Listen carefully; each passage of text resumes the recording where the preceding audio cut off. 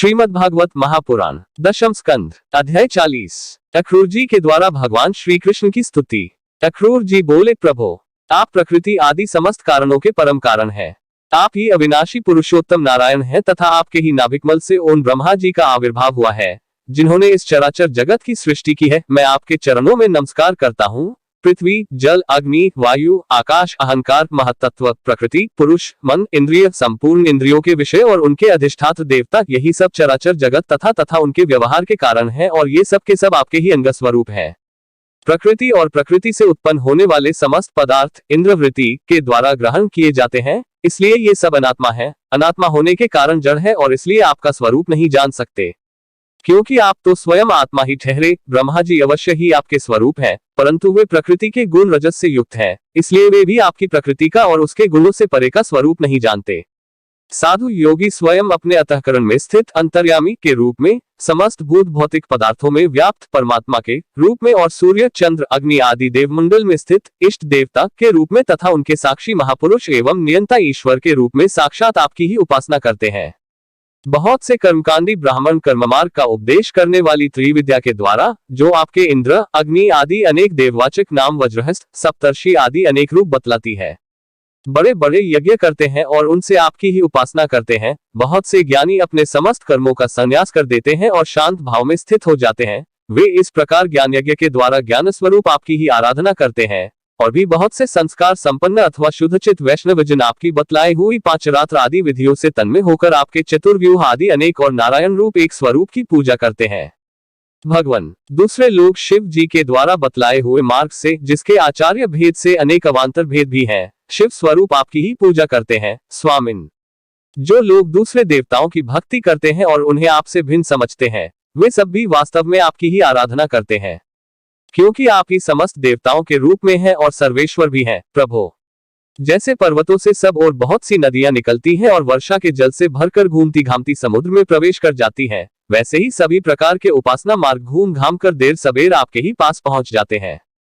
प्रभो, आपकी प्रकृति के 3 गुण हैं, सत्व, रज और तम। ब्रह्मा से लेकर स्थानवर पर्यंत संपूर्ण चराचर जीव प्राकृत हैं और जैसे वस्त्र सूत्रों से उत्प्रोत रहते हैं, वैसे ही ये सब प्रकृति के उन गुणों से ही उत्प्रोत हैं, परंतु आप सर्वस्वरूप होने पर भी उनके हाथ लिप्त नहीं है। आपकी दृष्टि निर्लिप्त है, क्योंकि आप समस्त वृत्तियों के साक्षी हैं। यह गुणों के प्रवाह से होने वाली सृष्टि अज्ञान मूलक है और वह देवता, मनुष्य, पशु, पक्षी आदि समस्त योनियों में व्याप्त है, परंतु आप उससे सर्वथा अलग हैं, इसलिए मैं आपको नमस्कार करता हूँ।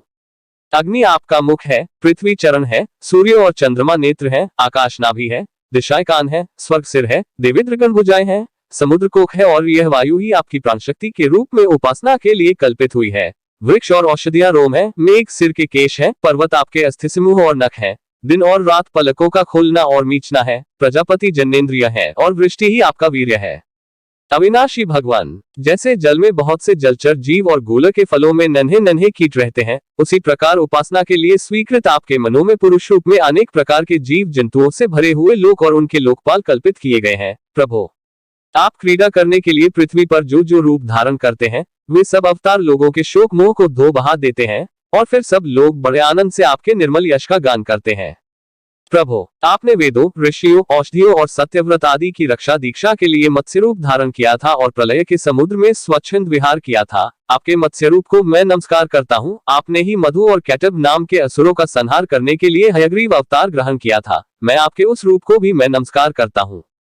आपने ही वह विशाल कच्छप रूप ग्रहण करके मंद्राचल को धारण किया था, आपको मैं नमस्कार करता हूँ। आपने ही पृथ्वी के उद्धार की लीला करने के लिए वराह रूप स्वीकार किया था, आपको मेरा बार बार नमस्कार। प्रहलाद जैसे साधु जनों का भय मिटाने वाले प्रभु, आपके उस अलौकिक नरसिंह रूप को मैं नमस्कार करता हूँ। आपने वामन रूप ग्रहण करके अपने पगों से तीनों लोक नाप लिए थे, आपको मैं नमस्कार करता हूँ। धर्म का उल्लंघन करने वाले घमंडी क्षत्रियों के वन का छेदन देने के लिए आपने भृगुपति परशुराम रूप ग्रहण किया था, मैं आपके उस रूप को नमस्कार करता हूँ। रावण का नाश करने के लिए आपने रघुवंश में भगवान राम के रूप में अवतार ग्रहण किया था, मैं आपको नमस्कार करता हूँ। वैष्णवजनों तथा यदुवंशियों का पालन पोषण करने के लिए आपने ही अपने को वासुदेव, संकर्षण, प्रद्युम्न और अनिरुद्ध इस चतुर्व्यूह के रूप में प्रकट किया है।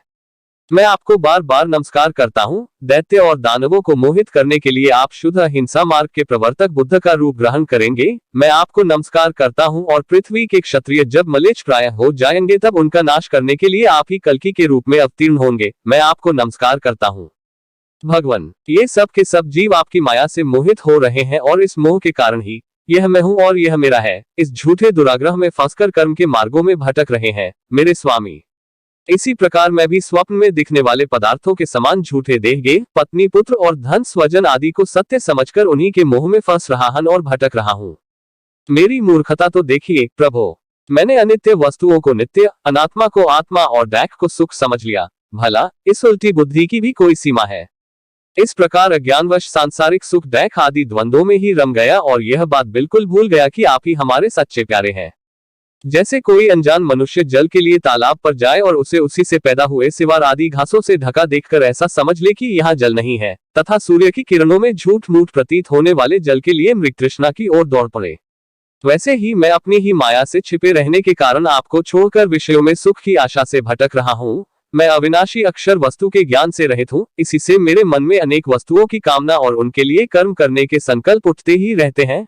इसके अतिरिक्त ये इंद्रियां भी जो बड़ी प्रबल एवं दुर्दमनीय है, मन को मत मत कर बलपूर्वक इधर उधर घसीट ले जाती है, इसीलिए इस मन को मैं रोक नहीं पाता। इस प्रकार भटकता हुआ मैं आपके उन चरण कमलों की छत्र छाया में आ पहुंचा हूं, जो दुष्टों के लिए दुर्लभ है मेरे स्वामी। इसे भी मैं आपका कृपा प्रसाद ही मानता हूं, क्योंकि पद्मनाभ, जब जीव के संसार से मुक्त होने का समय आता है तब सत्पुरुषों की उपासना से चित्तवृत्ति आप में लगती है। प्रभो, आप केवल विज्ञान स्वरूप हैं, विज्ञान घन है। जितनी भी प्रतीतियां होती है, जितनी भी वृत्तियां हैं, उन सबके आप ही कारण और अधिष्ठान हैं। जीव के रूप में एवं जीवों के सुख दैख आदि के निमित्त काल, कर्म, स्वभाव तथा प्रकृति के रूप में भी आप ही हैं तथा आप ही उन सबके नियंता भी है। आपकी शक्तियां अनंत हैं, आप स्वयं ब्रह्म हैं। मैं आपको नमस्कार करता हूँ प्रभो। आप ही वासुदेव, आप ही समस्त जीवों के आश्रय हैं तथा आप बुद्धि और मन के अधिष्ठात्र देवता ऋषिकेश है। मैं आपको बार बार नमस्कार करता हूँ प्रभो। आप मुझ शरणागत की रक्षा कीजिए।